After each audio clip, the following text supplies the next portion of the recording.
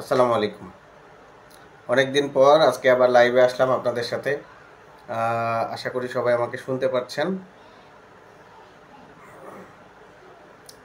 আমাদের আজকে লাইভের বিষয়বস্তু আমি শিরোনামে দিয়েছি যে আমাদের কমন কিছু যৌন সমস্যাগুলো হয় এবং এখানে কি কি প্রতিকার আছে, কি কি বাধা আছে, এই সব বিষয় নিয়ে আলোচনা হবে ইনশাআল্লাহ। কে কোথা থেকে থাকছেন জানাবেন। আমি আর বিভিন্ন জনের যে প্রশ্নগুলো এগুলো আমাকে জিজ্ঞেস করতে পারেন, আমি চেষ্টা করব জবাব দেওয়ার জন্য।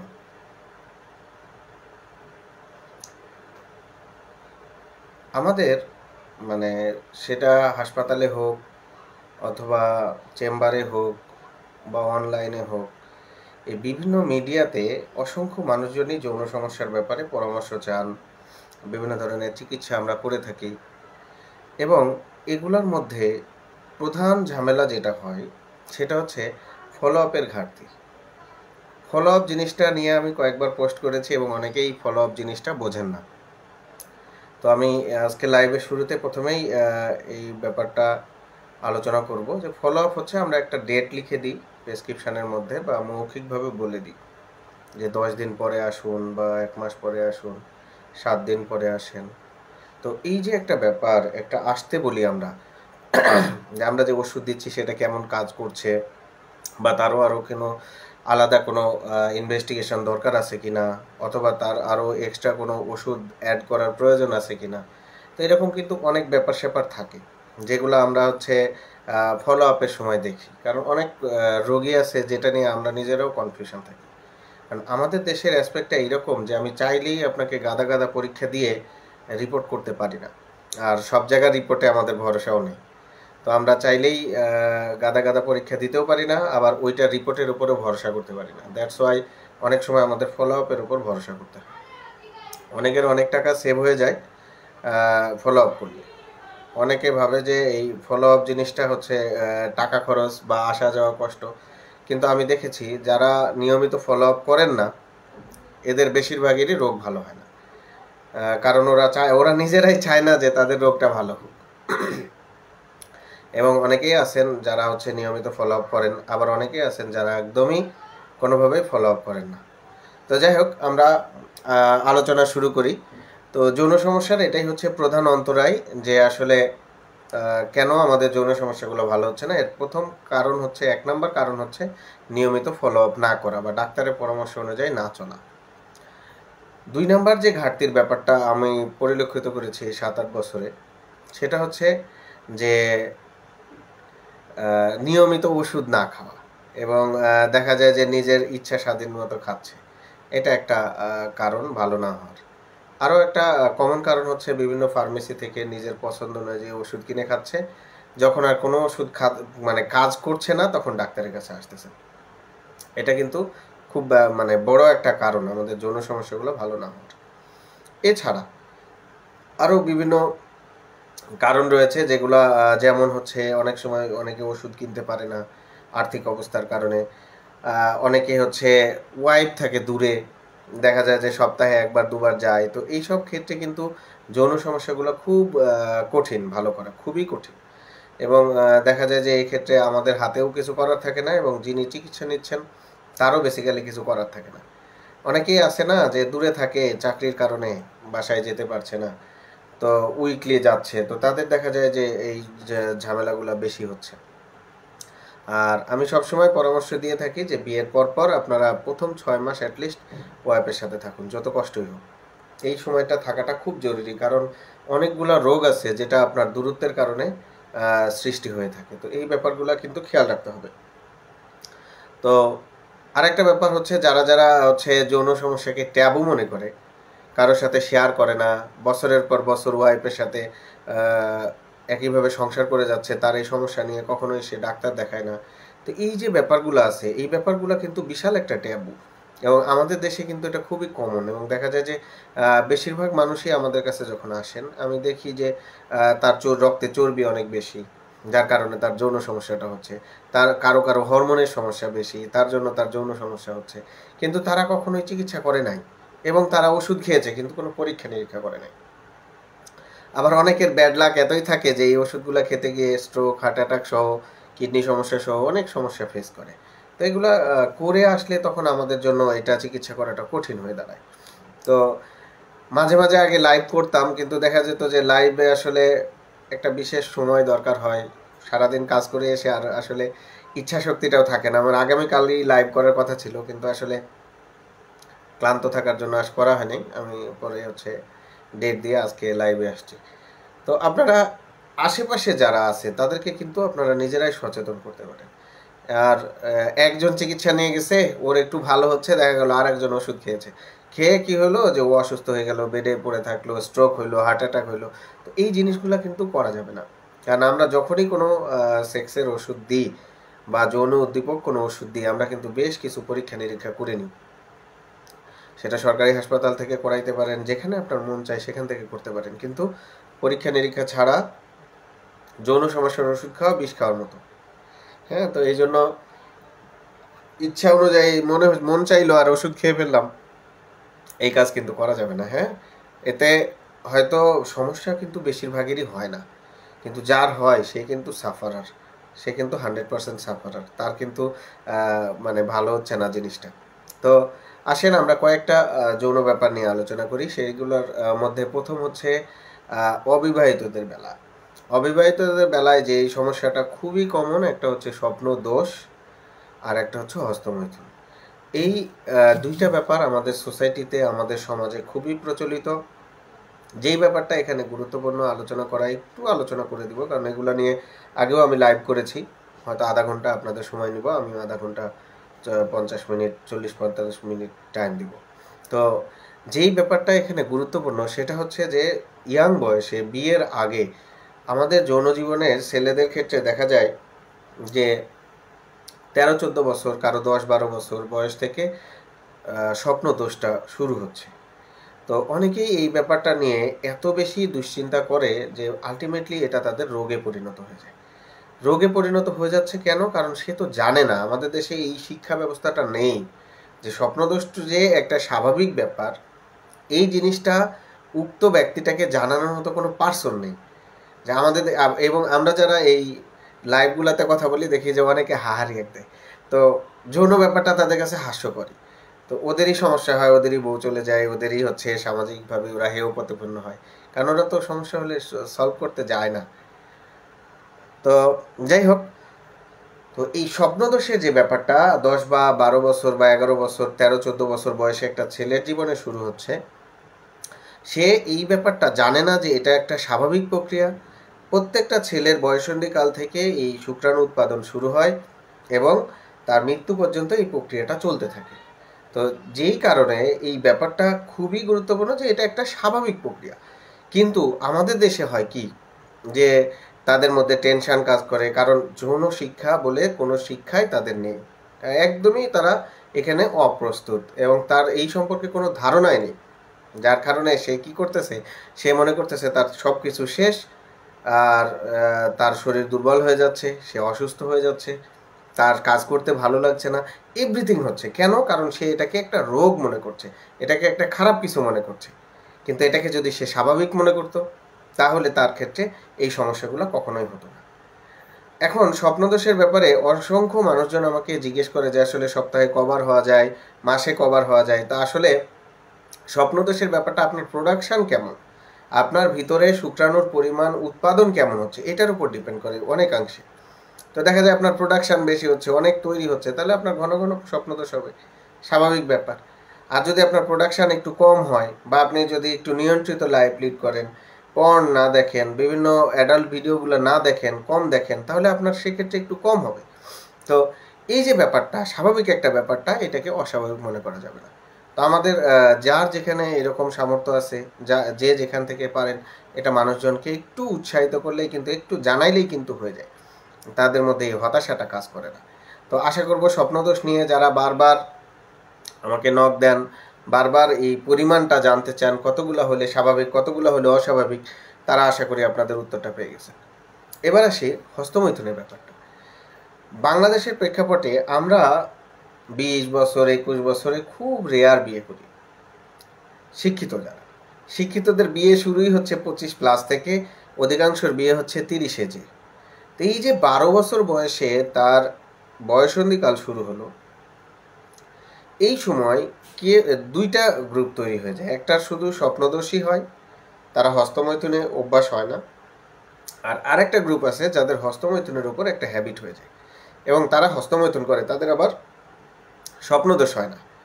এই যে দুইটা গ্রুপ তৈরি হয়ে গেল, দুইটা ক্লাস তৈরি হয়ে গেল, এদের মধ্যে কিন্তু স্বপ্নদোষ হওয়া গ্রুপটা ভালো থাকে বেশি। সমস্যা হয় হস্তমৈথুনের গ্রুপে, কারণ যখন এদের বয়স 18, 19, 20 বছর, তখন এদের বয়সের সর্বোচ্চ লেভেল থাকে, এরা দেখা যায় একদিনে 4 বার, 5 বার, 6 বার পর্যন্ত হস্তমৈথুন করে, কারণ আমাদের দেশে বিয়েটা কিন্তু দেরিতে হয়। আর আমরা যাদের গ্রামে চাষা বসা বলি বা বিভিন্ন স্ল্যাং ইউজ করি, ওরা কিন্তু ঠিক টাইমে বিয়ে করে, ওদের বাচ্চা কাচ্চা হয়, ওদের বউ চলে যায় না, ওদের সংসারে ইস্যু তৈরি হয় না, ওদের কিন্তু সংসারে কোনো সমস্যা নাই। সমস্যা কিন্তু আমরা যারা অতিরিক্ত শিক্ষিত তাদের, কারণ আমরা বিয়ে করি দেরিতে। তাহলে একটা জিনিস ভাবেন না কেন, যে 12 বছর বয়সে আপনি হস্তমৈথুন শুরু করলেন, 30 বছর পর্যন্ত হস্তমৈথুন করলেন, তাহলে 18, 19 বছর আপনি হস্তমৈথুন করে আপনার যৌবনের সবটা অংশ শেষ করে ফেললেন। তাহলে বিয়ে করলে সমস্যা হবে না? কেন হবে না? সমস্যা না হওয়াটাই তো অস্বাভাবিক ব্যাপার। তো অনেকে গায়ের জোরে বলবে যে আমার সমস্যা হয় না বা আদার্স কিছু, কিন্তু এগুলো আসলে যখন এডুকেটেড সোসাইটিতে যাওয়া যায় তখন এগুলা কিন্তু ধোপে টেকে না। হ্যাঁ, ওই একজন রিক্সা চালকের বউয়ের পরকীয়া ধরা পড়ে না, কিন্তু যারা হাই ক্লাস, যারা উচ্চ শিক্ষিত, তার যারা দেরিতে বিয়ে করতেছে, তাদের ব্যাপারগুলোর ক্ষেত্রে এগুলো পারিবারিক ইস্যু হয়, সামাজিক ইস্যু হয়, সোসাইটিতে মুখ দেখানো নিয়ে মেলা মেলা কাহিনী কীর্তন হয়ে যায়। হ্যাঁ, তো এই জিনিসগুলা কিন্তু শুধু সচেতনতার অভাব। আমাদের দেশে যেমন আমরা যারা হচ্ছে এই লাইনে আছে, আমি যেমন 21 বছর বয়সে বিয়ে করে ফেলছি, একটু কম ছিল। তো বিয়েটা টাইমলি করাটা খুব গুরুত্বপূর্ণ, এবং আপনার একটা মানে সুস্বাস্থ্য অনেকটাই ডিপেন্ড করে আপনার যৌন লাইফের উপর। তো দেখা যায় অনেকের ব্যবহার খারাপ হয়, অনেকের অনেক কিছু সমস্যা হয়, তো এইগুলো আসলে ওই লাইফেরও একটা কিন্তু ইফেক্ট থাকে।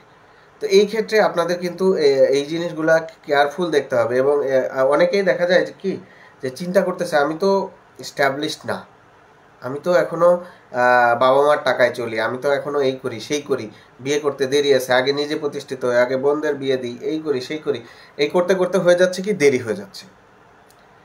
2016 সাল থেকে 2023 সাল, অর্থাৎ এই 7 বছরে আমি এরকম অসংখ্য মানুষ দেখেছি যারা অন্যদের জন্য স্যাক্রিফাইস করতে করতে নিজের জীবনটাই স্যাক্রিফাইস করে ফেলছে। 38-40 বছর বয়সে যে বিয়ে করছে, তো এদের দেখা যাচ্ছে বিভিন্ন ধরনের দ্রুত যে স্ট্রোক, হার্ট অ্যাটাকের যে ঝামেলাগুলা দেখবেন এইরকম কন্ডিশনে কমনলি হচ্ছে, কারণ তারা কিন্তু টেস্ট ছাড়াই সেক্সের ওষুধ খাচ্ছে, যৌন উদ্দীপক ওষুধগুলো খাচ্ছে, যেগুলো তাদের এইরকম একটা ইভেন্ট, এইরকম একটা অ্যাক্সিডেন্ট ঘটিয়ে দিচ্ছে জীবনে। তো এই জন্য সময়ের কাজ সময়ে করতে হবে। তাহলে যারাই এরকম চিন্তাভাবনা না করে টাইম মতো আপনারা যদি কাজটা করতে পারেন, তাহলে আমার মনে হয়, আমার বিশ্বাস যে আপনারা সুস্থ থাকবেন। কারণ এই যে লম্বা টাইম হস্তমৈথুন করলে দ্রুত বীর্যপাত এবং ইরেকটাইল ডিসফাংশন, অর্থাৎ ইরেকশন না হওয়া, খাড়া না হওয়া, এই রোগগুলা কিন্তু কমনলি হবে। কারণ আপনি একটা গ্যাপ, এত একটা লম্বা সময়, হয় স্বপ্নদোষ হয়ে আপনার বীর্যপাতটা হবে, অথবা হস্তমৈথুনের মাধ্যমে হবে। তো আপনি যেই মাধ্যমে যান না কেন, এটা তো একটা লং ডিস্টেন্স। এই লং ডিস্টেন্সের কারণে যৌন সমস্যাটা আমাদের দেশে খুবই কমন। দেখা যায় আমরা চেম্বারে বলেন, হাসপাতালে বলেন, বা অনলাইনে বলেন, বা এমনি মেসেজে বলেন, মানে মেসেজগুলো দেখলে আপনার মাথার তার ছিঁড়ে যাবে যে মানুষের কত রকমের সমস্যা হতে পারে এই যৌন লাইফ নিয়ে। কত জন আছে যারা একদম কাঁদতে কাঁদতে শেষ হয়ে যাচ্ছে, তাদের সংসার ভেঙে যাচ্ছে, অনেক অসহায়ত্ব প্রকাশ করতেছে, কিন্তু আমাদের হাতেও তো কিছু করার নেই। আমাদের কাছে আসতে আসতে সব শেষ করে আসে। মানে বাংলাদেশে যত ওষুধ পাওয়া যায়, শুধু এইটুক না, বিদেশ থেকে আমদানিকৃত যত ওষুধ আছে সব খেয়ে আসে। মানে আমাদের হাতে তখন তেমন কিছু করার থাকে না। তো এই কারণেই আমি চাই যে আপনারা সচেতন হন। আমি বারবার এগুলা পোস্ট করি, দেখা যায় যে অনেকেই হয়তো পোস্টগুলো এড়িয়ে যায়, অনেকে পোস্টগুলোকে গুরুত্ব সহকারে দেখে, অনেকে ইগনোর করে। কারণ আমাদের দেশে যারা হচ্ছে সরাসরি লাইনে থাকে তাদের একটু এই ইম্পর্টেন্সই কম দেওয়া হয়, একটু গুরুত্ব কম দেওয়া হয়। আমরা হচ্ছে ওই উল্টাপাল্টা জিনিস এখানে কোনো প্রচারও করি না, কোনো উল্টাপাল্টা চিকিৎসা পদ্ধতি পছন্দ করি না। তো আলোচনা করতেছিলাম, তাহলে বিয়ের আগে দুইটা গ্রুপ, একটা হচ্ছে হস্তমৈথুনের গ্রুপ, আর একটা হচ্ছে মানে স্বপ্নদোষের গ্রুপ। তো স্বপ্নদোষটা কিন্তু বেটার হস্তমৈথুন গ্রুপের থেকে।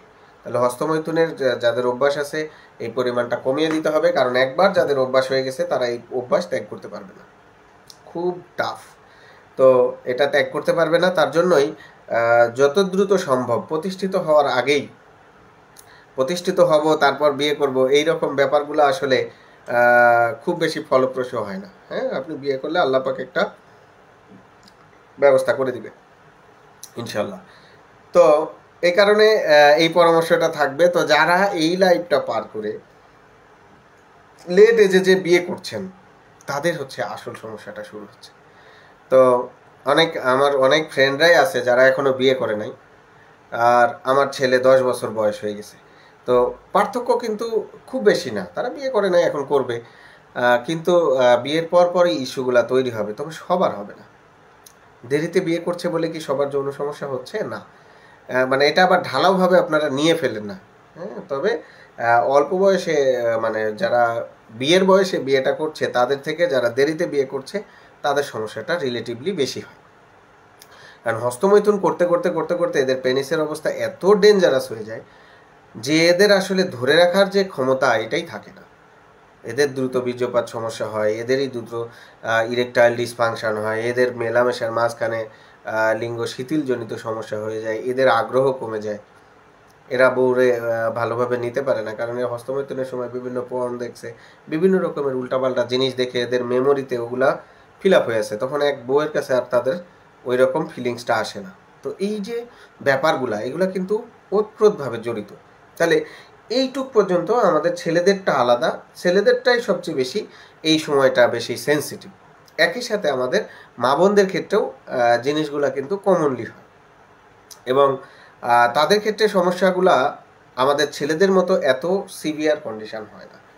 হ্যাঁ, কারণ তাদের এইরকম ব্যাপারগুলা তেমনটা থাকে না, মেনস্ট্রুয়াল সাইকেল থাকে, তারা ওইটার সাথে একটা অভ্যস্ততা অর্জন করে ফেলে।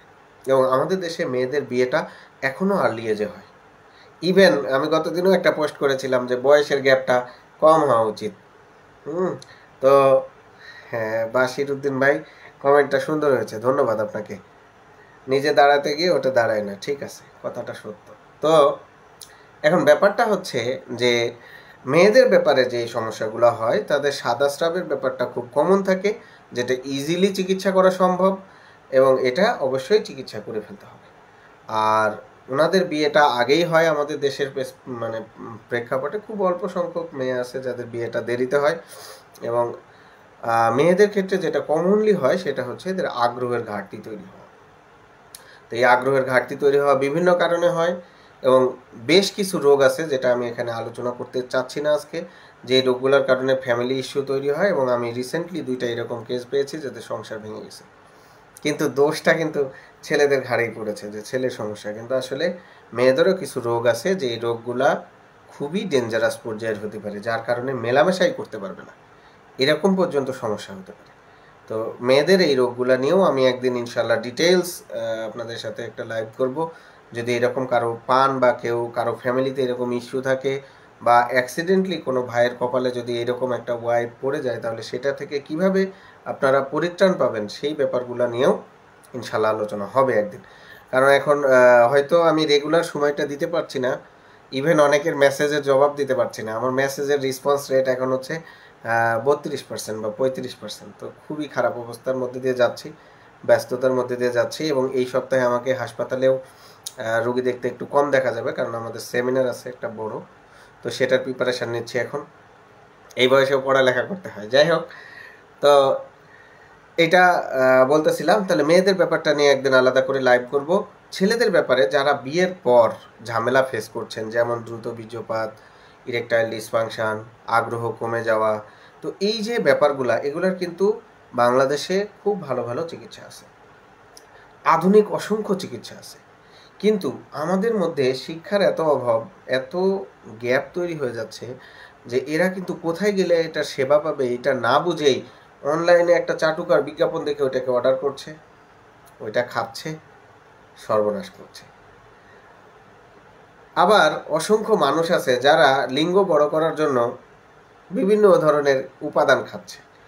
এবং এদের ডেঞ্জারাস ব্যাপারগুলো হচ্ছে এই যে এদের লিঙ্গ এক সময় আর দাঁড়াবেই না। তো এত ডেঞ্জারাস একটা ব্যাপার। তো এই যে জিনিসটা এগুলো বড় আর ছোট করার কিছু নাই। অনেকেই মানে আমার চেম্বারে আসছেন আপনারা যে আপনাদেরটা আরো ছোট দেখায়, অনেক বড় ছিল আগে বা এখন ছোট হয়ে যাচ্ছে, এরকম কিন্তু কোনো ঘটনা ঘটে না। আপনি যদি মেলামেশা না করেন সেক্ষেত্রে এটার সাইজ ছোট হতে পারে, কিন্তু একদম ছোট হয়ে যাচ্ছে বা আগে বড় ছিল এখন ছোট হয়ে যাচ্ছে এরকম ব্যাপারগুলো কিন্তু ঘটে না। হ্যাঁ, অনেকেরই অনেক রকমের মিথ আছে, অনেকে অনেক রকমের ভুল ধারণা আছে। তো এই জন্য আমি ব্যাপারগুলো একটু আলোচনা করে দিচ্ছি। আর লিঙ্গ বড় করারও কিছু নাই, যেই উপাদানগুলো মালিশ করছেন আপনি এটার কারণে সেটাই আপনার এক সময় সর্বনাশ করে দিবে। এবং লিঙ্গ ছোট বা বড় হওয়ার জন্য যে সংসার ভাঙতো না, লিঙ্গের ইরেকশন ডিসফাংশন যদি হয় তাহলে কিন্তু আপনার কিন্তু সংসার ভেঙে যাবে, সংসার টিকবে না। আর বিয়ের পর ফার্স্ট ইমপ্রেশন যেই ব্যাপারগুলো থাকে সেইগুলো কিন্তু খুব গুরুত্বপূর্ণ, এবং এগুলোকে আপনার গুরুত্ব দিতে হবে, কারণ আপনার পার্টনার যে আপনার যে ওয়াইফ সেও একটা এক্সপেকটেশন নিয়ে আপনার কাছে আসছে, একটা বাসর রাতে আসছে। তো আপনি যদি তার এক্সপেকটেশনটা ফুলফিল না করতে পারেন তাহলে প্রথমেই ইমপ্রেশনটা খারাপ হয়ে যেতে পারে। যার জন্য আমি অসংখ্য পোস্ট করেছি যে বিয়ের আগে আপনি কিছু টেস্ট করে নেন আপনার কোনো সমস্যা আছে কিনা, আপনি কনফিডেন্ট কিনা যে আপনি আপনার ওয়াইফকে মানে প্রয়োজনীয় পরিমাণে তাকে তার ফিলিংসটাকে ফুলফিল করতে পারবেন কিনা। এই ব্যাপারগুলো কিন্তু চেক করা যায়, এমন না যে চেক করা যায় না। বেশিরভাগ এখন আমার কিছু লাইভ কিছু পোস্ট এগুলা দেখে অসংখ্য ভাইরা আসতেছেন, রুটিন চেক আপ করছেন। আমার এখানে আসলে আমি সেটাই সবসময় বলি যে আসলে এখান থেকেই আমি যেখানে বসি সেখানেই পরীক্ষা করতে হয়। পরীক্ষা কিন্তু আপনার যেখান থেকে মন চায় সেখান থেকে করতে পারেন। বাইজিদ হোসেন ভাই, আমি 2015-তে বিয়ে করেছি, তখন আমরা দুজনেই স্টুডেন্ট ছিলাম, আলহামদুলিল্লাহ। বিয়ের পরে আমাদের উভয়কে আল্লাহ সাবত, আলহামদুলিল্লাহ। আসলে ব্যাপারটা এইরকমই, আসলে আমিও তো স্টুডেন্ট অবস্থায় বিয়ে করেছি সেকেন্ড ইয়ারে। তো এটা হয়েই যায়, আল্লাহর একটা রহমত আছে, বিয়ে করলে এটার ব্যবস্থা হয়ে যায়। ঠিক আছে বশির ভাই, আপনার দাওয়াত রইল। ইউনুস খান ভাই ধন্যবাদ। কোথায় সবসময় পাওয়া যাবে আমাকে? কোথায় পাবেন? হাসপাতালে পাবেন ভাই। হাসপাতালে আমি হচ্ছে 6 দিনই বসি, শুক্রবার তো ছুটির দিন, এছাড়া আমার পার্সোনাল কোনো ছুটি থাকলে সেদিন থাকি না, এছাড়া প্রতিদিনই বসি। আর যদি বড় কোনো প্রোগ্রাম থাকে, আমাদের কোনো সেমিনার সভা থাকে বা বিদেশে কোনো ট্রেনিংয়ে যেয়ে থাকি, তখন আমাকে পাওয়া যাবে না, এছাড়া বাকি সব সময় হাসপাতালে পাবেন।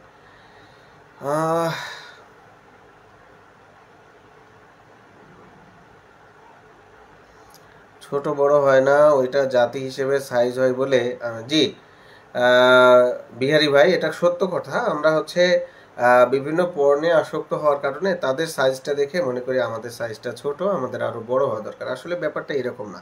আপনি আপনার পার্টনারকে হ্যাপি করতে পারছেন কি না, এটাই কিন্তু মেইন ব্যাপার, আর কোনো ব্যাপার নাই। কিন্তু এখানে কিন্তু অন্য কোনো ব্যাপার আসার কোনো সুযোগ নাই। হ্যাঁ, কারণ আপনার যে পার্টনার সেও এত বড় জিনিসের সাথে অভ্যস্তটা, আপনি যেটা আপনারটাও এত বড় না। কাজেই এইখানে কিন্তু কোনো গ্যাপিং হওয়ার কোনো চান্স নাই। কাজে আপনি যদি আপনার ওয়াইফের সাথে পারফেক্ট থাকেন, এটাই এনাফ। কামরান বন্ধু, thank you so much. Phone number আমি শেয়ার করি না, কারণ আমি হচ্ছে এখন মেসেজই রিপ্লাই দিতে পারি না ভাই, ফোন নাম্বার দেওয়া হয় না, অনলাইনে দেখানো যায়।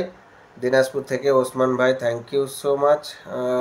সরকার, শামীম সরকার, ধন্যবাদ শামীম সরকার ভাই। আরও কিছুক্ষণ আলোচনা করবো ইনশাল্লাহ। আরিফুল ভাই, ওয়ালাইকুম সালাম। না ভাই, আমাকে চট্টগ্রামে পাওয়া যাবে না। তো দ্রুত বীর্যপাতের ব্যাপারে অসংখ্য ভিডিও আছে ফেসবুকে বা আপনার হচ্ছে ইউটিউবে, যে কিভাবে আপনি এখান থেকে বাঁচতে পারেন। তো দুর্ভাগ্যের বিষয় বলেন আর আমরা হচ্ছে দুর্ভাগা জাতি হিসেবেই বলেন, আমরা কিছু একটা দেখলেই ওইটাতে ঝাঁপিয়ে পড়ি। লাস্ট উইক বা তার আগের উইকে এক ভাই আসছেন, জেনে ওই টাইম বাড়ানোর এক্সারসাইজ করতে যে তার পায়পথের আশেপাশের যে মাসল সেখানে ইনজুরি করে ফেলছে। তো আসলে অন্ধভাবে কোনো কিছু অনুসরণ করাটাই হচ্ছে খারাপ। অনলাইনে খুব অ্যাক্টিভ, অনলাইনে খুব পরামর্শ দিচ্ছে, সেটা আসলে কাজের না আকাজের সেটা গুরুত্বপূর্ণ হয় না। দেখা যায় যে অনলাইনে পরামর্শ পাচ্ছেন মানে উনি খুব ভালো। তো আসলে ব্যাপারটা কিন্তু এইরকম না। আমাকে অন্ধভাবে বিশ্বাস করবেন না আপনি, কাউকেই না। কারণ এটা সেন্সিটিভ ইস্যু। তো এখানে অন্ধভাবে বিশ্বাস করলে এরকম সর্বনাশ হতে পারে। কারণ অসংখ্য মানুষ দেখেছি যারা বিভিন্ন ধরনের এক্সারসাইজ করতে গিয়ে তাদের পেনিসে সমস্যা করে ফেলছে, তারপর মানে পায়ুপথের আশেপাশে কিছু মাসল ইনজুরি করে ফেলছে, যাদের পরবর্তী ফিউচারে কিন্তু খুব ঝামেলা হয়। তো দ্রুত বীর্যপাত রিলেটেড কিছু পরামর্শ ভিডিও আমার ফেসবুক পেজেও আপলোড করা আছে, আপনারা ওগুলো দেখতে পারেন। সবচেয়ে বড় ব্যাপার হচ্ছে আপনাদের একসাথে থাকা। বিয়ের পরপর একসাথে থাকলে 90% থেকে 95% ক্ষেত্রেই এটা মানে ঠিক হয়ে যায়, দ্রুত বীর্যপাতটা ঠিক হয়ে যায়। বাকি যে 5 থেকে 10% মানুষ থাকেন তাদের একটু সমস্যা থাকে এবং তাদের চিকিৎসা দরকার হয়। দুর্ভাগ্যের হলেও সত্য যে এই 5 থেকে 10% সরাসরি স্কিন স্পেশালিস্ট বা যৌন রোগ বিশেষজ্ঞ অথবা সাইকিয়াট্রিস্ট না দেখিয়ে তারা বিভিন্ন রকমের ফার্মেসি থেকে, বিভিন্ন রকমের ওষুধের দোকানদারের কাছ থেকে, বিভিন্ন বন্ধুর পরামর্শে উল্টাপাল্টা ওষুধ খেয়ে তার ভালো হওয়ার যে সম্ভাবনাটুকু ছিল সেইটুকুকে নষ্ট করে ফেলে। তাহলে এই যে ব্যাপারটা, এটা ঘটাইলে পরবর্তী ফিউচারে আসলে খুব ঝামেলা হয় এবং পারিবারিক ইস্যু হয়, সংসার। আপনার কোটি টাকা থাকতে পারে, কিন্তু আপনি যদি আপনার ওয়াইফের সাথে ভালো সময় টাইম স্পেন্ড না করতে পারেন তাহলে আপনার এই টাকার কোনো মূল্য নাই। সামাজিকভাবে, মানসিকভাবে সব জায়গায় আপনি হেয় হতে থাকবেন। তো এইটার থেকে ভালো না আপনাকে এইটাকে গুরুত্ব সহকারে দেখা, অনেক গুরুত্ব সহকারে দেখা। কারণ এটা একটা ফ্যামিলি লাইফ, এটা আপনার সারা জীবনের লাইফ, যার সাথে সারা জীবন কাটাবেন। তো এই ক্ষেত্রে তো আপনাকে অবশ্যই অনেক বেশি সচেতন থাকতে হবে। এবং আমরা বেশিরভাগ সময় দেখি যে বেশিরভাগ মানুষেরই কষ্ট হয় কিন্তু সচেতনতার অভাবে। তো আপনারা যারা আমার নিয়মিত ফলোয়ার, যারা পেজে সবসময় আমাকে সাপোর্ট দিয়ে যান, তারা এই পোস্টগুলো দেখেন আমার, যে আমি বিভিন্ন রকমের এরকম পরামর্শ দিচ্ছি, কি করতে হবে, কি পরীক্ষা করতে হয়, কোনগুলা ওষুধ খাওয়া যায়, কোনগুলা খাওয়া যায় না, কোনটা খাইলে কি সাইড ইফেক্ট হয়। এগুলো কিন্তু অসংখ্য পোস্ট আছে পেজে, একটু দেখলেই হয়। অনেকে আমাকে কবে আমি বগুড়া শহীদ জিয়াতে বসি এগুলো নিয়ে খুঁচাইতেই থাকে। তো এই সম্পর্কে অসংখ্য পোস্ট আছে, অসংখ্য ভিডিও আপলোড করা আছে, আপনারা চাইলেই দেখে ফেলতে পারেন। তো যাই হোক, তো কথাগুলো একটু থেমে থেমে আসতে পারে ভাই, অনেক জায়গায় নেটওয়ার্কের সমস্যা থাকলে থেমে থেমে যেতে পারে। হ্যাঁ, তো যাই হোক, আলোচনা করতেছিলাম দ্রুত বীর্যপাতের ব্যাপারটা। তাইলে অন্ধভাবে যে কোনো ভিডিওকে অনুসরণ করা যাবে না। অবশ্যই সমস্যা হলে আপনাকে অবশ্যই চর্ম ও যৌনরোগ বিশেষজ্ঞ অথবা একজন সাইকিয়াট্রিস্ট দেখাইতে হবে। আপনার যদি ইন্টারনাল কোনো সমস্যা থাকে তাহলে সাইকিয়াট্রিস্ট অথবা চর্ম ও যৌনরোগ বিশেষজ্ঞ আপনাকে স্পেসিফিক ডাক্তারের কাছে রেফার করবেন, যেমন নিউরোলজিস্টের কাছে রেফার করবেন বা সাইকিয়াট্রিস্টের কাছে রেফার করবেন। কারণ আপনার অবস্থা বুঝে উনি আপনাকে রেফার করবেন। তাহলে এই জিনিসগুলো বুঝতে হবে যে আপনি কোথায় যাবেন, কিভাবে আপনি চিকিৎসা নেবেন। তো এইটাই তো আলোচনা আমাদের আসলে। তাহলে এই ব্যাপারটা কিন্তু খুব গুরুত্বপূর্ণ। দ্রুত বীর্যপাত হলে আপনি ডাক্তার চুজ করেন 1 নাম্বার। 2 হচ্ছে ডাক্তারকে নিয়মিত ফলো আপ করেন। আমি শুরুই করছি ফলো আপ দিয়ে। আজকে কি ফলো আপ আসলে, যে ওষুধগুলো দিবে, এই যৌন সমস্যার যত ওষুধ আছে এগুলোর অসংখ্য পার্শ্ব প্রতিক্রিয়া আছে। তো যেহেতু অসংখ্য পার্শ্ব প্রতিক্রিয়া আছে, তাই পার্শ্ব প্রতিক্রিয়া যদি আপনার হয় সেক্ষেত্রে আপনাকে অবশ্যই ওষুধ বন্ধ করে ডাক্তারের সাথে যোগাযোগ করতে হবে। তো এই ব্যাপারটা কিন্তু গুরুত্বপূর্ণ। হ্যাঁ, এটা গেল একটা। 2 হচ্ছে আপনার যদি ইরেকটাইল ডিসফাংশন থাকে তাহলে এটার স্পেসিফিক চিকিৎসা লাগবে। এটা কোনো অনলাইনে পরামর্শের কাজ না। এটাতে আপনাকে বেশ কিছু পরীক্ষা নিরীক্ষা করতে হবে এবং এই পরীক্ষা নিরীক্ষাগুলোর পর আপনার চিকিৎসা শুরু হবে। যৌন সমস্যা সাধারণত সারতে কারো 7 দিন, কারো 1 মাস, কারো 1 বছর, কারো 2 বছর লাগে। আর কেউ আছে যাদের ভালো হয় না। তো সব গ্রুপই আপনি পাবেন। আপনি চিকিৎসা দিলেই সবাই ভালো হয়ে যাবে এরকম না। আমার কাছেও সবাই ভালো হয় না। 80-90% ভালো হয়, এতেই আমি অনেক খুশি, আল্লাহ পাকের অশেষ রহমত। হ্যাঁ, তবে কিছু মানুষ আছে যাদেরটা সারে না। কারণ প্রথমে বলেছি কি কি বাধা, আমাদের যৌন সমস্যায় আমাদের কি কি বাধা আছে। প্রথম বাধা হচ্ছে নিয়মিত ওষুধ খায় না। 2 বাধা হচ্ছে নিয়মিত ফলো আপ করে না। 3 হচ্ছে স্বামী স্ত্রী দূরে অবস্থান করে এবং ওষুধ খাইলেও ইরেগুলারলি খায়, ওয়ান টাইমের মতো খায়। ওয়ান টাইমের মতো করে যৌন সমস্যার ওষুধ খাওয়া যাবে না। ওয়ান টাইম ওষুধ খেলে আপনার যেটা প্রবলেম হবে, আপনি হয়তো 6 মাস ভালো থাকবেন, 1 বছর ভালো থাকবেন, এরপর তো বাংলাদেশের মার্কেটে যত ওষুধ, এটা তো ব্যবহার শেষ হয়ে যাবে। বর্তমানে আরও কিছু চিকিৎসা আসছে, যেমন পি শট আসছে।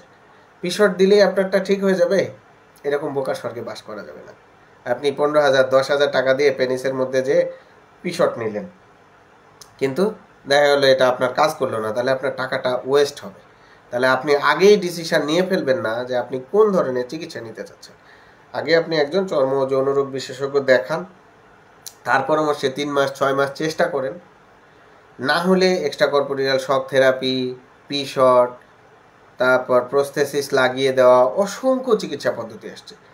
যৌন সমস্যাগুলা একটা সময় ছিল যখন মানুষজনের এই যৌন সমস্যাটা হতোই না। কেন হতো না? আমরাই ছোটবেলায় দেখছি যে 70 বছরের একজন বুড়া মানুষ 15-20 বছরের একটা ফিমেলকে বিয়ে করছে। এইরকম অসম এজের মানুষজন তখন বিয়ে করত। এখনও কিছু রুগী আসে যারা তার বাবা বিয়ে করতে চাচ্ছে বলে তার যৌন সমস্যা যেন, যৌন আগ্রহ যেন কমে যায়, সেই চিকিৎসা নিতে আসে। তো এই যে ব্যাপারটা, আগের মানুষজনের এরকম আর আমাদের এই জেনারেশনের এরকম কেন? পরের জেনারেশন কিন্তু আরও ডেঞ্জারাস হবে। এখন ফেসবুক ইউটিউবে যে অ্যাডাল্ট ভিডিও আসে, এ দেখে হস্তমৈথুন করতে করতে এদের অবস্থা আরও খারাপ হয়ে যাবে।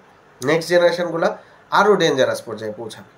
তো এই অবনমনের কারণ কিন্তু আমাদের খাদ্যাভ্যাস, আমাদের খেলাধুলার মাঠগুলা খালি থাকা, মোবাইলে গেম খেলা। এখন আর গ্রামের মাঠগুলা মানে ভরপুর থাকে না। এখন আর গ্রামে মানুষজন, আগে যেমন আমরা খেলা দেখতাম, আমরা নিজেরা মাঠে খেলতাম, এখন এই ব্যাপারগুলো নাই। এখন আমরা এক একটা বোল্ডার হচ্ছি, ফার্মের মুরগির মতো হয়ে বড় হচ্ছি, শক্তি নাই। যা শক্তি আসে সেটা বিয়ে করার আগে হস্তমৈথুন করতে করতে শেষ করে ফেলতেছি। এবং এখন যে অ্যাডাল্ট কন্টেন্টগুলো আসতেছে, আমরা যখন এই বয়সটা পার করেছি, ইয়াং বয়সটা, তখন এগুলো কল্পনাতেও আসতো না যে এগুলো আসতে পারে। তো এখন মোবাইলের যেমন উপকারী দিক আছে, সেমনি কিন্তু ক্ষতিকর দিকও আছে। আপনারা এই যে অসংখ্য মানুষজন, এত মানুষজন এই যে পুরা ব্যাপারটা শুনতেছেন আমার কাছে, এই যে সচেতন হচ্ছেন, এটা যেমন উপকারী, এর কিন্তু এই খারাপ দিকগুলো, এই অ্যাডাল্ট ভিডিও দেখে দেখে মানুষজনের এরকম ডেঞ্জারাস একটা খারাপ অবস্থায় পৌঁছে যাওয়াটাও কিন্তু খারাপ। তো যাই হোক, আলোচনা করতে, তাহলে যদি ইরেকটাইল ডিসফাংশন থাকে, সেক্ষেত্রে আমরা বিভিন্ন ধরনের হরমোন, আপনার রক্তের চর্বি, ডায়াবেটিস আছে কিনা, লিভার, কিডনি, এগুলো কিন্তু বেশ কিছু পরীক্ষা নিরীক্ষা করতে হয়।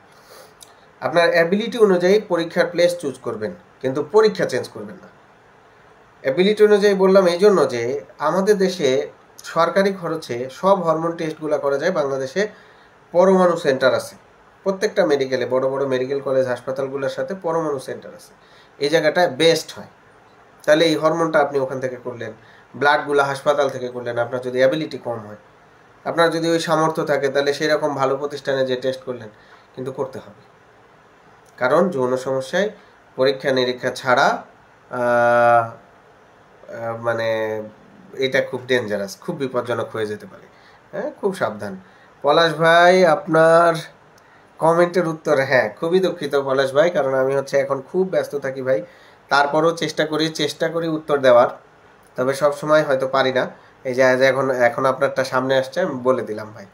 পলাশ ভাই, মন খারাপ করবেন না, যদি দেখেন যে কমেন্ট দেখতেছি না, মন খারাপ করবেন না। একটা সময় অনেক কমেন্টের জবাব দিতাম, কিন্তু এখন আর সময় পাই না।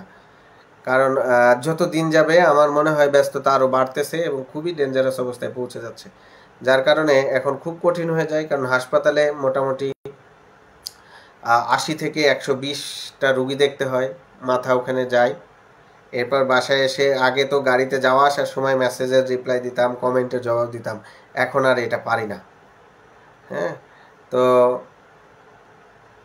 যার কারণে অনেকেরই কমেন্টের জবাব দিতে পারি না, খুবই দুঃখিত। শামীম চৌধুরী বন্ধু, ধন্যবাদ, অসংখ্য ধন্যবাদ, জয়েন করছি সেই জন্য। শহীদুল ইসলাম ভাই, অ্যালার্জি সমস্যা নিয়ে সজিমিকে গিয়েছিলাম আপনার সাথে দেখা করতে, আপনি ঢাকায় ছিলেন? জি, আমি ছুটিতে ছিলাম। ম্যাম অনেক ভালো, অসুবিধা নাই, খান, আশা করি ভালো হবে ইনশাল্লাহ। শহীদুল ভাই, দুশ্চিন্তা করবেন না, আল্লাহ ভরসা। অসংখ্য কমেন্ট এসেছে, আমি মাঝে মাঝে এই লাইভের কমেন্টগুলো দেখে জবাব দিই। ফাইরুজ আকন্দ ভাই, জি আমি নওগাঁতে বসি, স্কয়ার হাসপাতালে।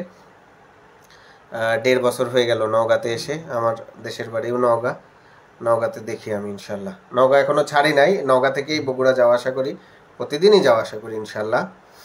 আর সপ্তাহে 6 দিনই বগুড়া শহীদ জিয়াউর রহমান মেডিকেলে আমাকে পাওয়া যায়, যদি আমি ছুটিতে না থাকি বা আদার্স কোনো কাজে বিজি না থাকি। মানে কাজ মানে হাসপাতালের কাজ, সরকারি কাজ, আমার পার্সোনাল কোনো কাজ না।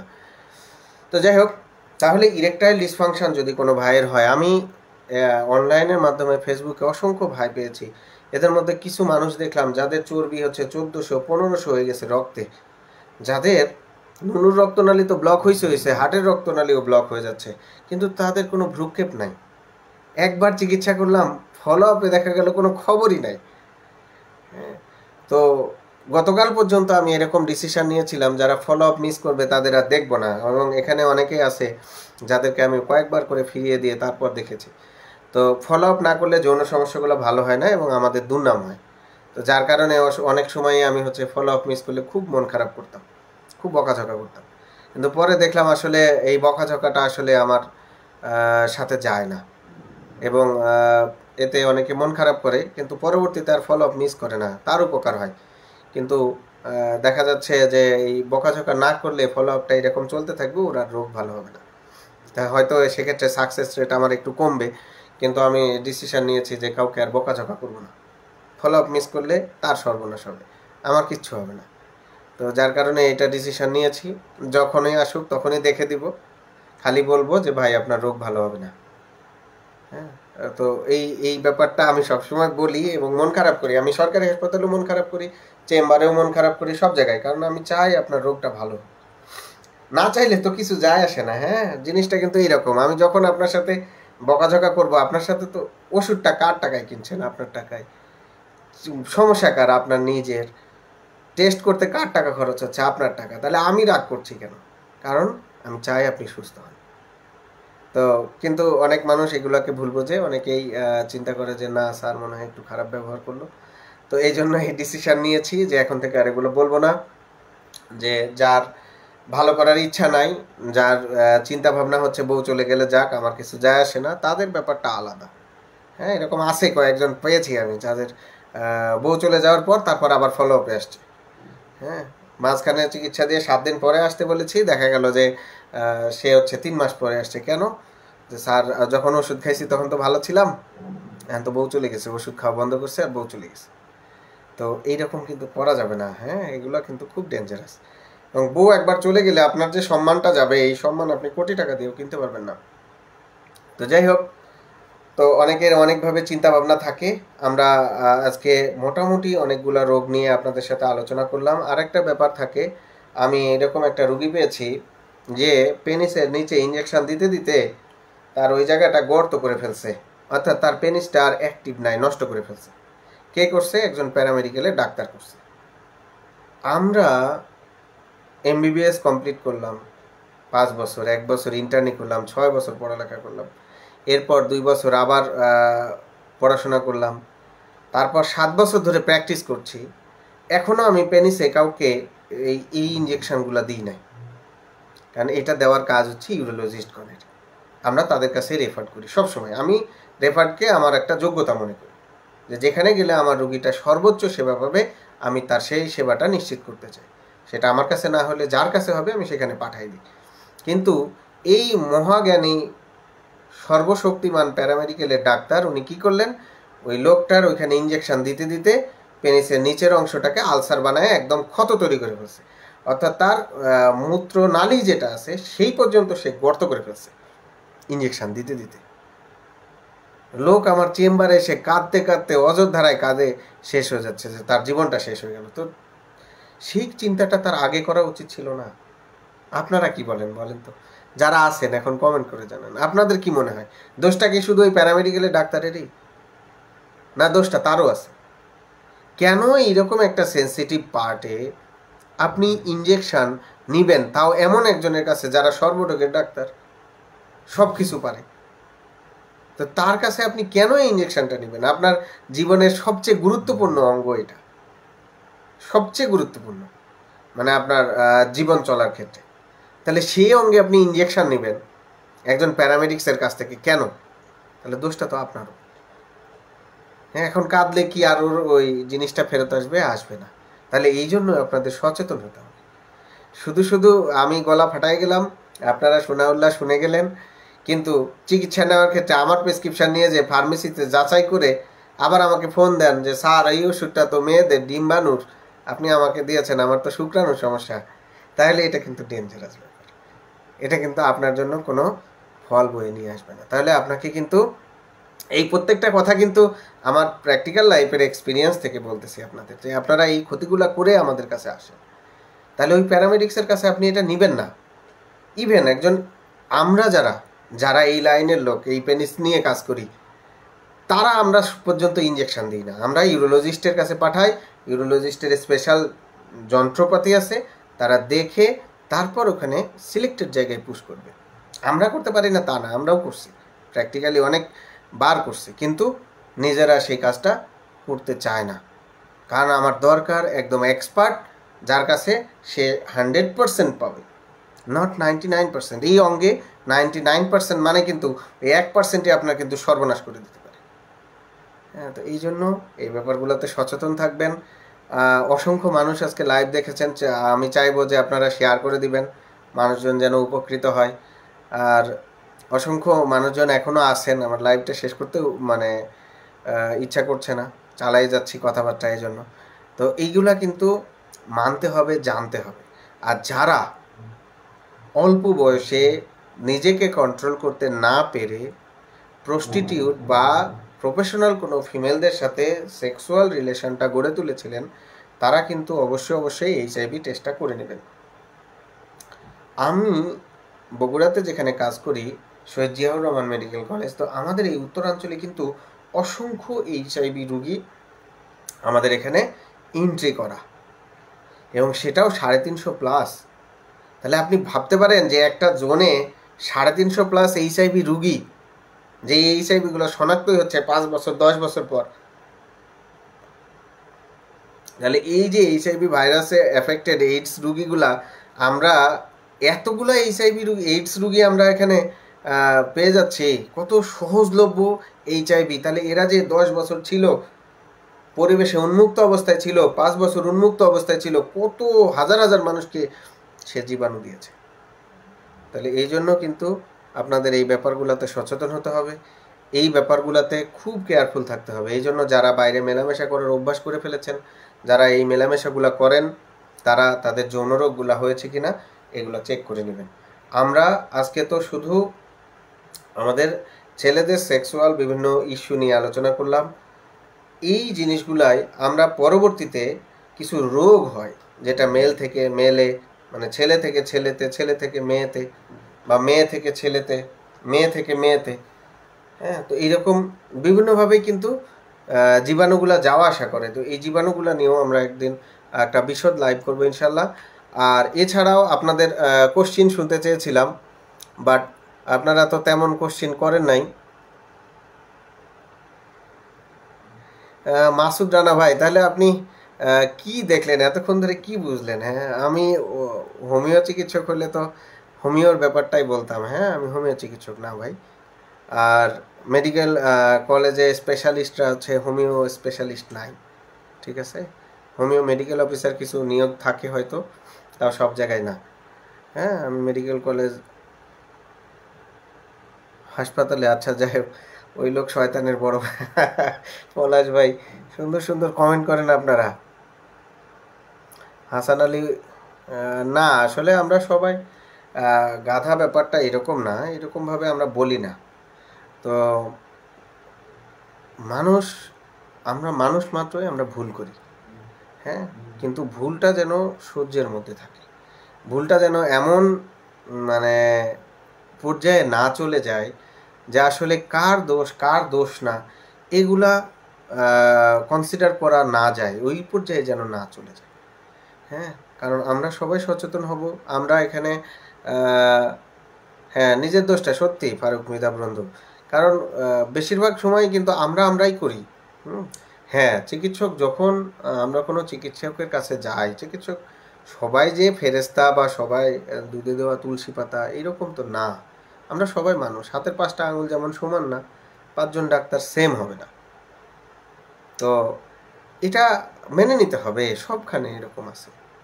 কেউ একটু ভালো বেশি, কেউ একটু রাগ বেশি, কেউ একটু রাগ করে বেশি, কেউ একটু বকা দেয় বেশি, বিভিন্ন পদের মানুষ আছে। আমরা 5 ভাই যেমন 5 ভাই একই রকম হব না, সেই রকম ব্যাপারটা। তো একটু কেয়ারফুল থাকতে হবে, কেউ যেন আপনার এই যৌন লাইফ নিয়ে খেলতে না পারে। কারণ আমি অনলাইনে কয়েকজনকে দেখেছি যারা 8টা 10টা করে যৌন রোগের ওষুধ দিচ্ছে এবং পেশেন্টের রিভিউ, হ্যাঁ, টাকা দিয়ে কিনে পেশেন্ট দিয়ে ভিডিও করে সেগুলা ছেড়ে দিচ্ছে ফেসবুকে বা ইউটিউবে, এবং এগুলা দেখে হাজার হাজার মানুষ তার ফ্যান ফলোয়ার হচ্ছে, কিন্তু সেক্সের ওষুধ খাচ্ছে 8টা 10টা, এবং ওই রুগীগুলাই ফিরে ফিরে আবার আমার কাছে আসছে। তাদের এই প্রেসক্রিপশান দেখে আমি তো অ্যাস্ট্রোনিস্ট, হ্যাঁ, সে কোনো কোর্সেই ছিল না, সে কোনো ট্রেনিংই নেয় নাই, অথচ যৌন রোগ বিশেষজ্ঞ হিসেবে সে হচ্ছে ফেমাস হয়ে গেছে, অনেক নাম আছে সামনে। তো এগুলা 8-10টা ওষুধ ব্যবহার করলে আসলে পরবর্তী সময়ে আর এটা রিকভারির কোনো সুযোগ নেই। তো এই ব্যাপারে আশা করি আপনারা সচেতন হবেন। আমি নাম্বার শেয়ার করি না, আমাকে হাসপাতালে পাওয়া যায়, অসুবিধা নাই। আমি একটু কিছু কমেন্টগুলা দেখে নিই। ধন্যবাদ বন্ধু মৃধা। হ্যাঁ, দোষ জারি হোক, সর্বনাশটা তো তারই হয়েছে। হ্যাঁ, এখন তার একটা ইয়াং মানুষ, একটা 40 বছরের একটা যুবক মানুষ, আমি 40 বছরের মানুষজন ছেলেদেরকে যুবকই বলি, আমাদের খারাপ সময়টা ছেলেদের জন্য 30 থেকে 40। এই সময় সব সময় আমি বলি, সব সময় পরামর্শ দিই, ওয়াইফের সাথে একবারে বেশি মেলামেশা করবেন না এই 10টা বছর। কারণ আমাদের ছেলেদের জন্য এই 10 বছরে মাথার মধ্যে প্রচুর স্ট্রেস থাকে। এই সময় একাধিকবার মেলামেশা করাটা খুব টাফ। একবার যদি কোনো ছেলে লজ্জায় পড়ে বউয়ের কাছে যেয়ে, তাহলে তার বারবার সমস্যা হয়। এজন্য চেষ্টা করবেন এই সময়টা একবারই মেলামেশার জন্য। রাতে ঘুমানোর সময় মাঝে মাঝে পা ভীষণ চুলকায়, কারণটা কি জানতে পারি? পা ভীষণ চুলকায়, তাহলে মশা টশা কামড়ায় হয়তো বন্ধু। হ্যাঁ, কারণ শুধু পা চুলকায় না, যদি পুরো শরীর চুলকাইতো তাহলে এটাকে স্ক্যাবিস বলতাম, কিন্তু শুধু পা চুলকানো এটা খুব বেশি না। সিফাত সাহেব বগুড়ায়, জি ইনশাল্লাহ। মামুন ভাই উত্তরা থেকে, অ্যালার্জি সমস্যা, আমার অ্যালার্জি নিয়ে আমার কিছু ভিডিও আছে, দেখে নিতে পারেন মামুন সাহেব। না যে ঘন ঘন প্রস্রাবের আর একটা ব্যাপার একটু আলোচনা করে দিই, সেটা হচ্ছে প্রস্রাবের সাথে ধাতু যায়, যেটাকে ধাতু ক্ষয় বলে আমাদের দেশে প্রচুর বিজ্ঞাপন দেয় এবং সর্বনাশ করে ফেলে, বিভিন্ন রকমের ওষুধ খাওয়ায়। তো এটা নিয়ে আমার ভিডিও আছে ফেসবুকে পেজে আপলোড করা আছে, এবং আমি আরেকবার একটু বলে দিতে চাই, আমাদের ইয়াং জেনারেশান, ইভেন বিবাহিতদের মধ্যেও এটা মানসিক একটা ব্যাধি তৈরি করে ফেলে। জিনিসটা হচ্ছে এইরকম, পেনিসের মধ্যে বিভিন্ন গ্রন্থি থাকে, আল্লাহ পাক এখানে গ্রন্থি দিয়ে দিয়েছে। এই গ্রন্থিগুলোর কাজ হচ্ছে, আপনার যখন মিলনের আগ্রহ হবে, যখন কাম বলি আমরা, কাম যখন জাগ্রত হবে, ইচ্ছা যখন জাগ্রত হবে, তখন এক ধরনের রস নিঃসরণ হয়, এই রসটাকে বলা হয় কামরস। বীর্য যেখানে শুক্রাণু থাকে, সেই বীর্যের মধ্যে কিন্তু বিভিন্ন রসের সংমিশ্রণ থাকে। বাচ্চা হওয়ার জন্য দায়ী যে উপাদান, সেটা আসে আমাদের বিচি থেকে, যেটাকে ইংরেজিতে বলা হয় টেস্টিস। এই টেস্টিস ছাড়া আর কোথাও শুক্রাণু উৎপাদন হয় না। ছেলেদের একটা গ্রন্থি আছে, প্রোস্টেট গ্রন্থি, ওখান থেকে কিছু সিক্রেশন আসে, আর পেনিস অর্থাৎ পেনিসের গা থেকে কিছু সিক্রেশন আসে।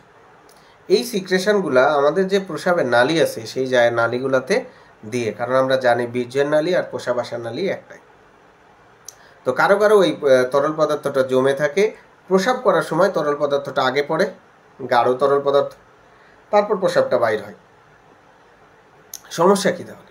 সমস্যা হচ্ছে যে মানসিক, সে তো মনে করলে এটা বীর্য চলে গেল, তার ধাতু চলে গেল, সে উইক হয়ে গেল, দুর্বল হয়ে গেল, তার মেজাজ খিটখিটে হয়ে গেল, সে খাওয়া দাওয়া হারায় গেল, যে তার তো জীবন শেষ, সব চলে যাচ্ছে।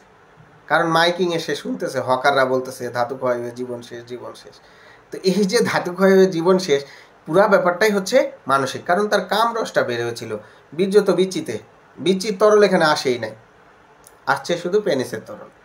যাদেরটা অতিরিক্ত গাঢ়, প্রোস্টেট থেকে কিছু তরল আসলে সেটা গাঢ় বেশি হয়ে যেতে পারে এবং সেটা জমে থাকে, এবং যখন দেখা যায় পায়খানায় বসে সে কূপ দিচ্ছে, শক্তি দিচ্ছে, তখন ওই তরলটা, গাঢ় তরলটা বের হচ্ছে। সে ভাবলো সে পায়খানা করতে যাচ্ছে, তার হচ্ছে বীর্য বের হয়ে যাচ্ছে, তার ধাতু চলে যাচ্ছে। একইভাবে তার এটা মানসিক একটা ব্যাপার তৈরি করছে। তাহলে তার কিন্তু কোনো সময়ই তার ধাতু যাচ্ছে না, যাচ্ছে যেটা, সেটা কামরস, কারণ তার মিলনের আগ্রহ হয়েছে, তার পেনিসটা ইরেকশন হয়েছে, এই রসটা নিঃসরণ হয়েছে। অসংখ্য রুগী আমার কাছে এই সমস্যাটা নিয়ে আসে এবং তাদেরকে সেম কথাগুলো আমার বুঝাইতে হয়।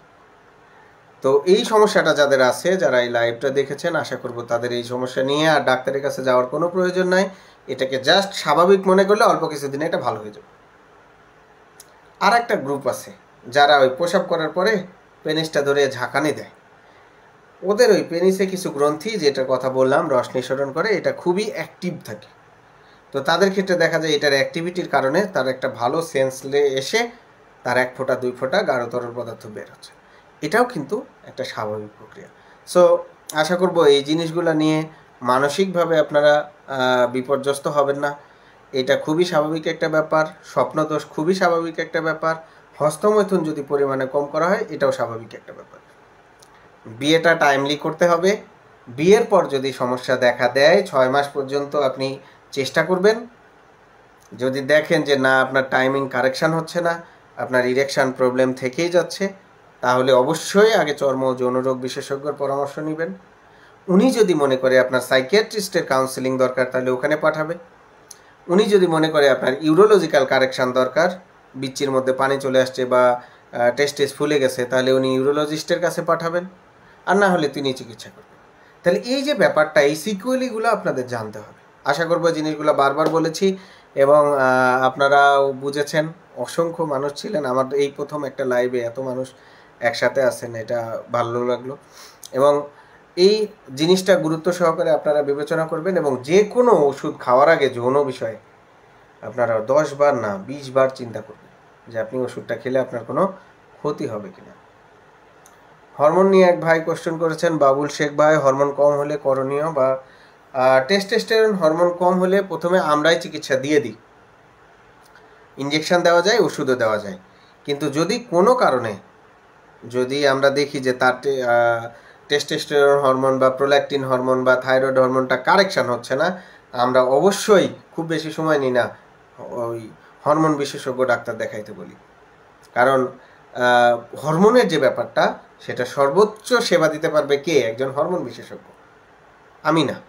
ইভেন ডায়াবেটিসের যারা সমস্যা নিয়ে আমার কাছে যৌন সমস্যা নিয়ে আসে, আমি তাদেরকে কিন্তু অবশ্যই একজন ডায়াবেটিস বিশেষজ্ঞ ডাক্তারের পরামর্শে ডায়াবেটিসটা কন্ট্রোল করতে বলি। কারণ ভাই, যার যে সেক্টর, সে সেই সেক্টরের বস, এটা আপনাকে মানতে হবে এবং এতেই আপনার মানে সফলতা নির্ভর করবে।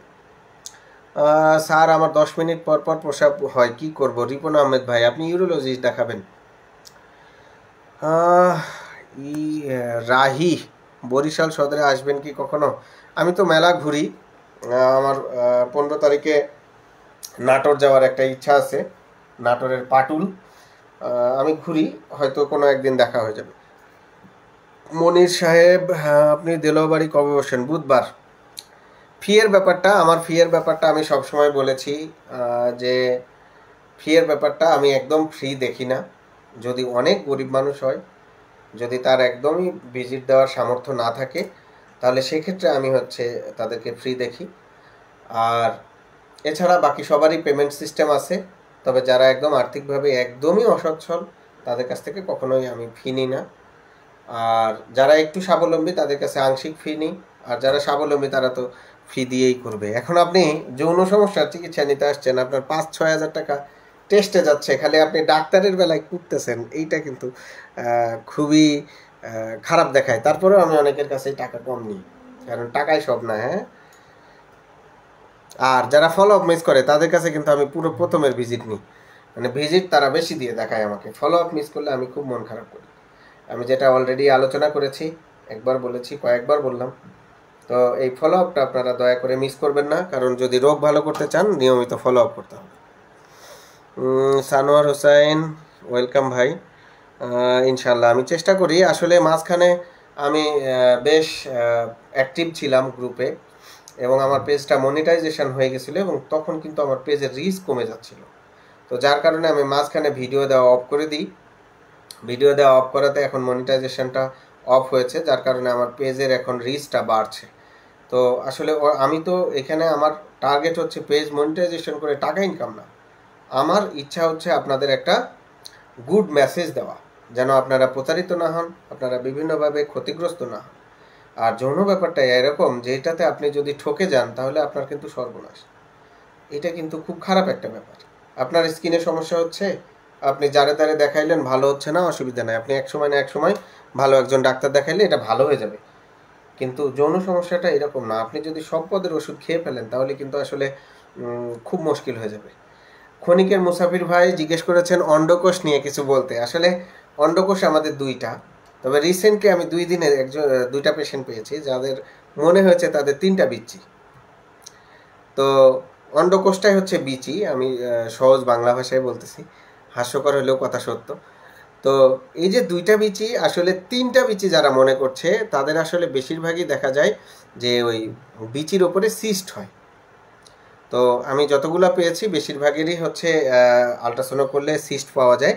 তো এটা নিয়ে দুশ্চিন্তা করার কিছু নাই। এটা যদি বেশি খারাপ পর্যায়ে যায় তাহলে আমরা হচ্ছে ইউরোলজিস্টের পরামর্শে এটার প্রয়োজনীয় ব্যবস্থা নিই। তবে বাচ্চা হওয়ার আগে আমরা সচরাচর এরকম কিছু পরামর্শ দিই না যে অপারেশন করেন। আর বিচির মধ্যে অনেকের পানি জমে, যেটা হাইড্রোসিল বলা হয়। তো এগুলোও কিন্তু একটা খারাপ ব্যাপার, এবং বিচির মধ্যে পানি জমলেও আমরা বাচ্চা হওয়ার আগে অপারেশন করার পরামর্শ দিই না, একদম একান্তই যদি সমস্যা না হয়। হ্যাঁ রায়হান সাহেব, আপনার প্রশ্ন তো অনেক উপরে ভাই, আমি টেনে দিতে পারতেছি না। আপনি আবার যদি দিতে পারেন তাহলে আমি আবার বলবো। বীজ আউট না করলে, জি বীজ আউট করে ফেলবেন রাকিবুল সাহেব। বীজ আটকায় রাখবেন কেন? বীজ দিয়ে কি করবেন? বীজ তো রান্না করে খাওয়ার মতো না যে আপনি রান্না করে খাবেন। বীজ আটকায় রাখবেন কেন? ফেলে দিবেন। সংগ্রাম সংগ্রাম, কি কি টেস্ট করতে হবে? পোস্ট আছে অনেকগুলা। টাঙ্গাইলে আসেন কি না? পাটুলে কোথায় বসবেন? পাটুলে বসার জন্য যাব না বাসির ভাই, পাটুল ঘোরার জন্য যাব।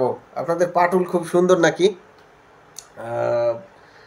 রাস্তার দুই পাশে বা রাস্তার উপরে পানি থাকে, এটা দেখতে যাব ইনশাল্লাহ। আবু রায়হান সাহেব, নওগাঁতে আমি ভাই বুধবার আর শুক্রবার ছাড়া বাকি 5 দিনই বসি স্কোয়ারে, বিকালবেলা 5টার পরে বসি। বগুড়া বসি নাই ভাই, বগুড়া আসলে বসা শুরু করছিলাম, কিন্তু আসলে বগুড়ায় বসার পরিবেশটা হচ্ছে না। আর আমি হচ্ছে মানে এইরকম টানা হেঁচড়ায় পড়ে যাচ্ছিলাম যে কষ্ট হয়ে যাচ্ছিল আমার, মানে এতগুলা রুগী দেখে এসে পরে আবার চেম্বারে বসে আপনাদের আসলে ভালো সেবা দিতে পারছিলাম না। তো এতে আসলে কয়টা টাকা হয়তো আমার ইনকাম হতো, কিন্তু আমার মান সম্মান যাবে, এই জন্য আমি বসি না। আর যেহেতু বগুড়ায় আমি জিয়াউর রহমান মেডিকেল কলেজ হাসপাতালে বসি, আপনি আমাকে সেখানেই দেখাবেন। আর আমি কাউকে এই জন্য পার্সোনালি চেম্বারে ইনভাইট করি না, যার জন্য এখনও বগুড়ায় চেম্বার শুরু করি নাই। জানুয়ারিতে একটা সুযোগ আছে, যদি আমার মন টানে হয়তো 2 দিন বগুড়াতে চেম্বার করতে পারি জানুয়ারি থেকে ইনশাল্লাহ, এখন না। নাজমুল, আলহামদুলিল্লাহ। প্রদীপ শীল, হ্যাঁ ওয়েলকাম। শফিক খান বন্ধু, আলহামদুলিল্লাহ, আমি আলহামদুলিল্লাহ ভালো আছি বন্ধু। তোমার সাথে অনেকদিন কথা হয় না, ফোন দিব ইনশাল্লাহ। Rakibul Hasan Rasel, thank you so much বন্ধু। আমার একটু নারায়ণগঞ্জ থেকে কিন্তু আমার অসংখ্য রুগী ঢাকার চেম্বারে আসে বন্ধু। যদি যৌন সমস্যা হয় অবশ্যই তুমি আমার মিরপুরের চেম্বারে চলে আসবা, এটা কিন্তু খুব গুরুত্বপূর্ণ। শাকিল সাহেব, হস্তমৈথুনের ফলে প্রোস্টেট, না ভাই হস্তমৈথুনের সাথে প্রোস্টেট ক্যান্সারের কোনো সম্পর্ক নেই। এসব জিনিস চিন্তাই করবেন না, এত খারাপ খারাপ জিনিস চিন্তা করেন কেন? কবে বসবেন? প্রতিদিন সংগ্রাম ভাই। পোস্টে নেই আশানুর ইসলাম, কি নেই ভাই পোস্টে? মিজান আহমেদ, ইরেকটাইল ডিসফাংশন থেকে মুক্তির উপায় বলুন। অনেকক্ষণ আলোচনা করেছি মিজান ভাই ইরেকটাইল ডিসফাংশন নিয়ে, এবং ইরেকটাইল ডিসফাংশনের কারণ বের করে চিকিৎসা করতে হয়, আদারওয়াইজ চিকিৎসাগুলো ইনকমপ্লিট থাকে, ওয়ান টাইম ওষুধ ইউজের মতো, যার জন্য এটা খুবই কঠিন। সিদ্দিক ভাই বলেছি, জি প্রতিদিন বসি, তবে এই সপ্তাহে আমি হচ্ছে হাসপাতালের একটা বিশেষ কাজে ব্যস্ত থাকবো সেমিনার উপলক্ষে, সামনের সপ্তাহে থেকে আসবেন। রানের চিপার জায়গাটায় কালো দাগ দূর করতে আজকে এই বিষয় নিয়ে আলোচনা হবে না সচরাচর প্রতিদিন। আর আমি বুঝি না আসলে আপনাদের কেন এরকম ধারণা। এখন তো সরকারি হাসপাতালে আজকে বসবো কালকে না বসার কোনো সুযোগ নাই, এবং এই প্রশ্নটার জবাব দিতে দিতে দিতে দিতে আমি বিরক্ত যে কেন আপনারা এই প্রশ্ন করবেন। প্রতিদিন না বসার কোনো সুযোগই নাই, একদিন না বসলে আমাকে হচ্ছে জবাব দিতে হবে আমার অথরিটিকে, কোনো সুযোগই নাই। এখন অথরিটি যদি আমাকে অন্য কোনো কাজে ন্যস্ত করে সেক্ষেত্রে হয়তো আমাকে পাবেন না, কিন্তু আমি প্রতিদিনই বসতে হবে ভাই, আমার কোনো অন্য কোনো ওয়ে নাই, আমি 6 দিনই বসি, কোনো সুযোগই নাই। যদি আমি ছুটিতে থাকি, যদি আমার কোনো পরীক্ষা রিলেটেড ছুটি থাকে, যদি আমি বিদেশে যাই, তাহলে সেক্ষেত্রে হয়তো আপনি আমাকে লম্বা টাইম পাবেন না, এছাড়া তো প্রতিদিন পাবেন। কোনো সন্দেহ নেই। আর হাসপাতালে না বসার কোনো সুযোগই নেই। হ্যাঁ, কোনো প্রশ্নাতীত ব্যাপার যে হাসপাতালে বসবেন না। আপনি সরকারি জব করেন কিন্তু আপনি হাসপাতালে গ্যাপ দিবেন, এই কোনো সুযোগ নাই। আর স্যাররা হচ্ছে স্যারদের টাইমলি পাবেন না, কারণ স্যাররা পরীক্ষা নেয়, স্যাররা বিভিন্ন ক্লাস নেয়, স্যাররা হচ্ছে প্রশ্নপত্র তৈরি করতে যায়, স্যাররা এফসিপিএস এর পরীক্ষা নিতে যায়, এমডির পরীক্ষা নিতে যায়। বড় স্যারদের আপনি পাবেন না, কিন্তু আমরা যারা ছোট, হ্যাঁ, তাদেরকে সবসময় পাবেন আপনি হাসপাতালে। আমাদের কাজই হচ্ছে হাসপাতালে বসে খালি প্রেসক্রিপশন করা। জি আব্দুল হাকিম ভাই, শনিবারে দেখি।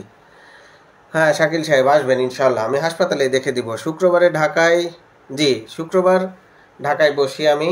ঢাকাতে শুক্রবারে দেখাইতে হলে অ্যাটলিস্ট 2-3 দিন আগে সিরিয়াল দিতে হয়। ঢাকাতে ভিড় বেশি হয় আর আমি দ্রুত রুগী দেখতে পারি না, তো যার কারণে 2-3 দিন আগে সিরিয়াল দিতে হবে। আমার পেজে অসংখ্য পোস্ট আছে এই নিয়ে রিলেটেড। আমি এই লাইভ শেষ হলে আমি এখানেও আমার চেম্বারের ঠিকানাটা কমেন্ট করে দিব ইনশাল্লাহ।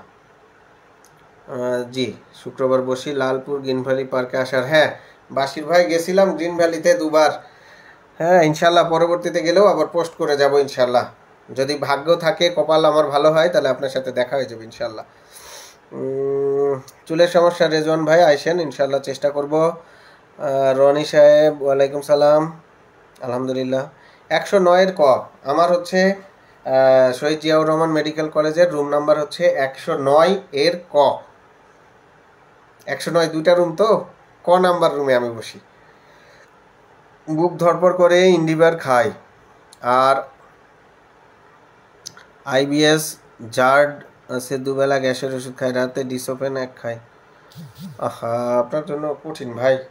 রায়ন সাহেব, আপনার যৌন সমস্যার চিকিৎসা কঠিন। আপনাকে স্পেশালিস্ট অর্থাৎ চেম্বারে আসতে হবে এবং সব কাগজপত্র নিয়ে আসতে হবে, তারপর চেষ্টা করতে হবে। হ্যাঁ শিল ভাই, ইলিশ পাঠান, ইলিশ পাঠাইলে না চাঁদপুরে যাব। ইলিশ না পাঠাই যদি চাঁদপুরে ডাকেন তাহলে কিভাবে যাব প্রদীপশীল ভাই? হ্যাঁ ইলিশ পাঠাইতে হবে আগে, যে ইলিশের দাম। আমরা তো এই যে উত্তরাঞ্চলের মানুষ ইলিশ খেতে পারতেছি না। হ্যাঁ তাইলে কেমনে যাব বলেন চাঁদপুরে? রিয়াদ হাসান রোজ, জি বলেছি, আর বলতে পারবো না। শিলা, চুল অনেক পড়ে যাচ্ছে, কি করা যায় স্যার? আসলে চুল পড়া নিয়ে আজকে আমাদের আলোচনা হবে না। আমি চেষ্টা করব সামনের সপ্তাহে চুল পড়া নিয়ে একটা লাইভ করার জন্য। প্লাস্টিক সার্জারি করে লিঙ্গ বড় করার কোনো প্রয়োজন নাই রুবেল সাহেব। আপনার লিঙ্গ যদি এইটুকু হয়, আপনি যদি পারফেক্টলি আপনার ওয়াইফকে সময় দিতে পারেন, তাহলে আপনার ওয়াইফ কোনোদিন বলবে না আপনার লিঙ্গ এত বড় করেন। কিন্তু আপনি যদি লিঙ্গ বড় করে আপনার লিঙ্গ যদি এরকম পড়ে থাকে আর মেলামেশা করতে না পারেন, পেছন সাইডে একটা কষে মারবে, দিয়ে চলে যাবে বাপের বাড়ি। তাহলে এগুলো চিন্তা করা যাবে না। হ্যাঁ লিঙ্গ আল্লাপাক যত বড় দিয়েছে সেটাই এনাফ আপনি আপনার পার্টনারকে হ্যাপি রাখার জন্য। কাজে এগুলো বড় করার কোনো চিন্তাই করবেন না। জসিম সাহেব, জি হাসপাতালে আসুন ইনশাল্লাহ কথা হবে। আলহাজ শাক, থ্যাংক ইউ, লাভ ইউ ভাই। সোহেল সাহেব, আলহামদুলিল্লাহ ভালো আছি, আগামী সপ্তাহে আপনার সাথে ইনশাল্লাহ। ঠিক আছে রনি ভাই, আসেন ইনশাল্লাহ।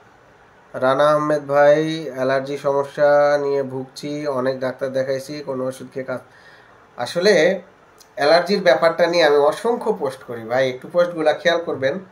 আর অ্যালার্জি নিয়ে আমার 4-5টা ভিডিও আপলোড করা আছে পেজে, এই ভিডিওগুলো দেখে নেবেন। তো এটা দেখে নিলে আমার বিশ্বাস যে এটা আপনার উপকারে আসবে।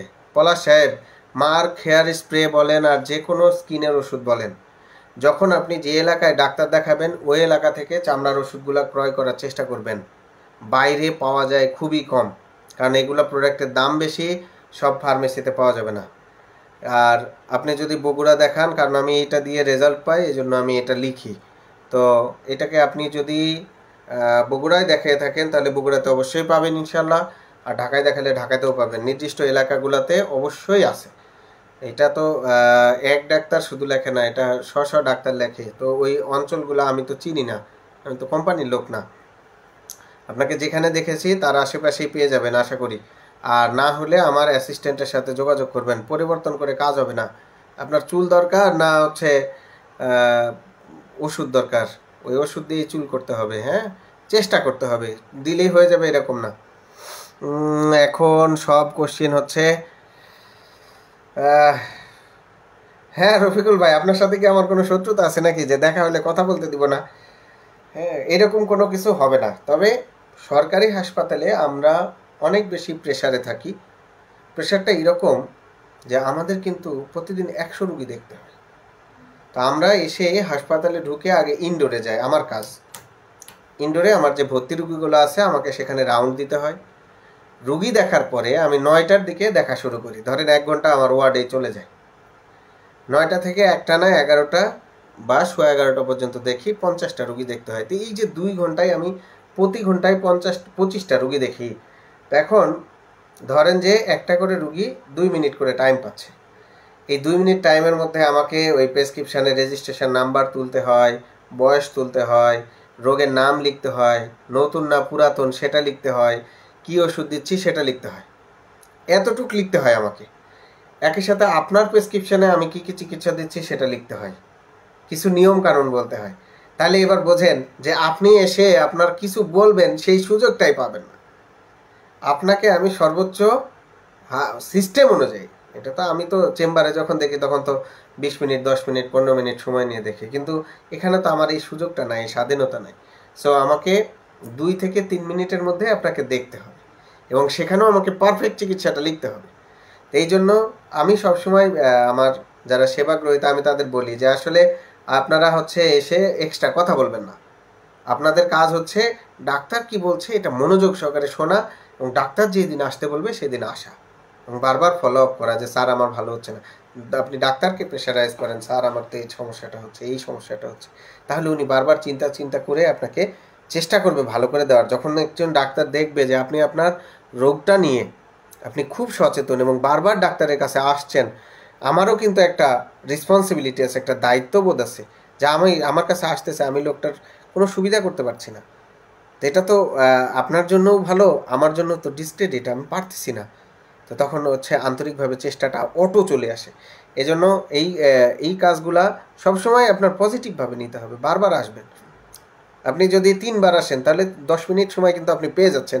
তাহলে প্রথমবার আপনার যে কথাগুলো বলতে পারেনি পরের বার কিন্তু বলতে পারবেন।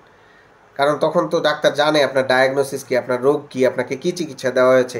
তখন কিন্তু 3 মিনিট লাগে না, তখন কিন্তু 15-20 সেকেন্ডেই হচ্ছে কিন্তু বাকি এক্সট্রা অ্যাড করে দেওয়া যায় এবং আপনার কথা শোনা যায়। তো অনেক যেহেতু আমার বগুড়াতে মোটামুটি 10-12টা জেলার রুগীরা আসে আমার কাছে সেবার জন্য।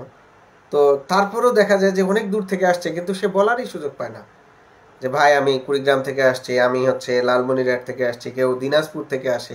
তো এই যে একটা লং ডিস্টেন্স থেকে আসে, তারপরেও দেখা যায় যে আমি 3 থেকে 5 মিনিটের মধ্যে তাদেরকে সময় দিতে পারি। এই জন্য হাসপাতালে আসলে মনোযোগ সহকারে কথা শুনবেন।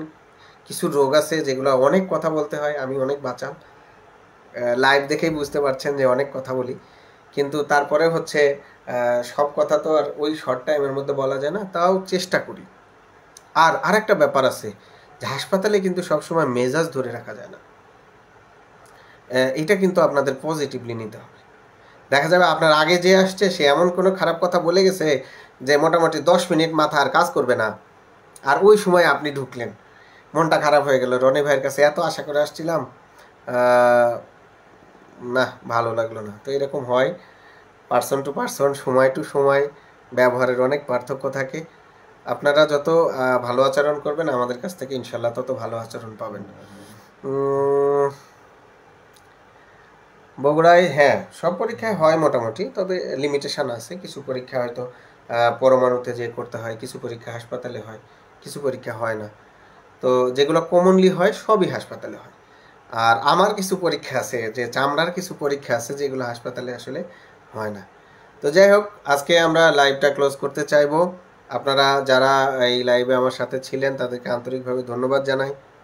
যে পরামর্শগুলো দিয়েছি এগুলো মনে রাখবেন, বন্ধুদের সাথে আলোচনা করবেন, তাদেরকে প্রয়োজনে আমার পেজের সাথে সংযুক্ত করে দিবেন যে দেখ বা এইগুলা জানলে সুবিধা হবে।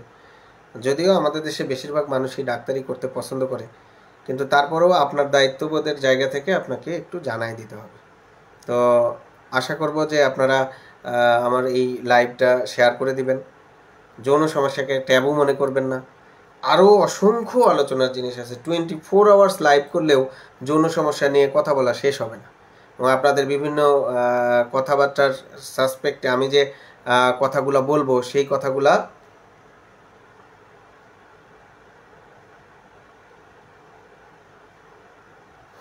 আচ্ছা, কাজী ইফতেখার আলিফ ভাই, আপনার পোস্টটা আমি দেখলাম।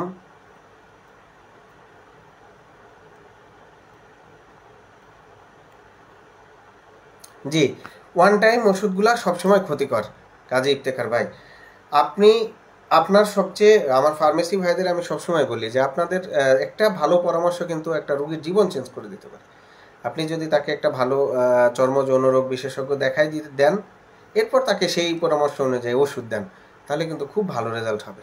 তো আশা করব ওনাকে একটু ওইভাবে ডাক্তার দেখিয়ে দিবেন, কারণ ওয়ান টাইম ওষুধ অনেক বেশি ডেঞ্জারাস হয়ে যেতে পারে। হ্যাঁ, তো ঠিক আছে, ভালো থাকবেন। এইরকম টপিক নিয়ে আমরা লাইভ করব। আপনারা যদি এভাবে স্বতঃস্ফূর্তভাবে আমার সাথে থাকেন, তাহলে আমি আশা করব যে ফিউচারে আরও অসংখ্য ভালো ভালো লাইভ করবো ইনশাল্লাহ। তো ভালো থাকবেন, সে পর্যন্ত আমার জন্য দোয়া করবেন। আল্লাহ হাফেজ, আসসালামু আলাইকুম।